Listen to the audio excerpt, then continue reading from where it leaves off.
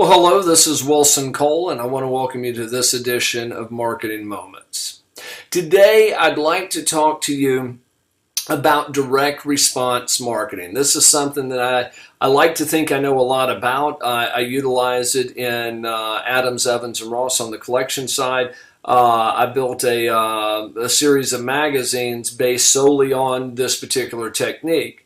And the key to direct response marketing is anything that you do, you want to engage the prospect, and you're wanting the prospect to engage back with you. You know, over on the magazine side, it was really very easy for Adams, for Recruiting and Staffing Solutions magazine to grow to be the largest magazine in the industry because I understood this. And most everybody was creating ads that were all about them, putting them in the other magazines, and quite frankly, they didn't work. In the advertising industry, they refer to that as tombstone ads because it basically looks like a tombstone. It basically says, here lies XYZ company. If you want to get in contact with them, here's where you call. And the ads are all about them. And, you know, the old sales schools that I used to go to, 25 and 30 years ago, one of the sales trainers was talking about you need to turn your station to WWFM or WIFM, which is what's in it for me. And you need to have all of your marketing come from that perspective. A perfect example is one of the things that we do with Adams, Evans, and Ross on any of our email marketing. You'll see where somebody can report a debtor, or they can go and see companies that have been placed for collections in the last several weeks. And so it's getting them to click, it's getting them to engage. We're also a lot of times offering, if someone has a past due collection, we'll give them a free credit report because it's engaging that particular prospect. Yes, a credit report costs us significant funds, especially when they're combined with the thousands that we do every single year. But all of a sudden we have a company that has a prospect that has an issue, and they just raised their hand and they said, you know what? I've got a problem here. The same thing is true as far as over in the magazine. One of the things that we do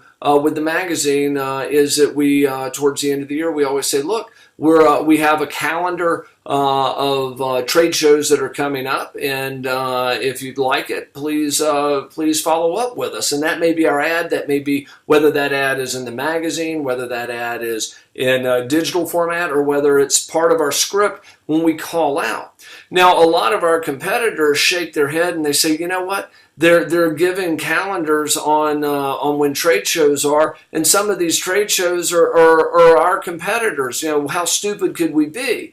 But you know what? Every single marketing manager in the staffing industry from the bigger companies call us to get that calendar so they can start spreading out their dollars, seeing which shows they're going to attend, how they're going to start spending those marketing dollars. And we get those marketing discussions going as they're laying out their marketing plans for the following year.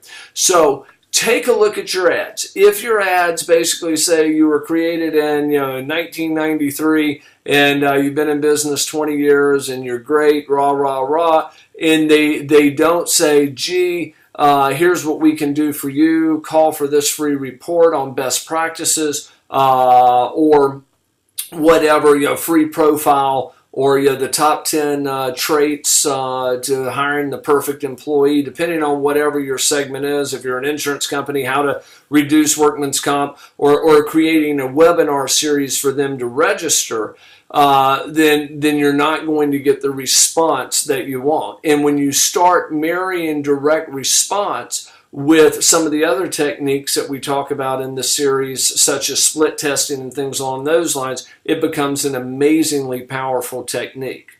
So what I want you to do going forward is I want you to look through all of your marketing materials, and especially whether they're emails, whether even from your website, whether they're in print media, take a look and see, are they direct response where you're requesting the reader to do something, or is it one of the tombstone ads? And run a split test. Don't take my word for it. Run a split test. See which one pulls more.